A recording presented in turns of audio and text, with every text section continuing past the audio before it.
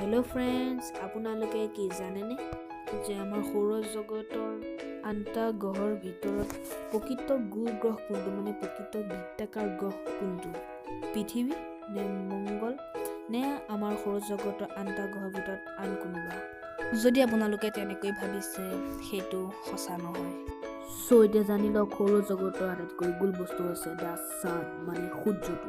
Actually সূৰ্যটো এটা গ্ৰহ নহয়, নক্ষত্ৰহে। আৰু এইখিনিতে আৰু এটা কথা জানি থৈ দিয়ক যে সূৰ্যৰ বৰণ প্ৰকৃততে হালধীয়া নহয়। আমাৰ পৃথিৱীৰ যিটো এটমস্ফিয়াৰ লেয়াৰ, সেইটো কাৰণে আমি সূৰ্যটোক হালধীয়া দেখোঁ, কিন্তু সূৰ্যৰ ৰং প্ৰকৃততে হালধীয়া নহয়, সূৰ্যৰ ৰং প্ৰকৃততে বগাহে।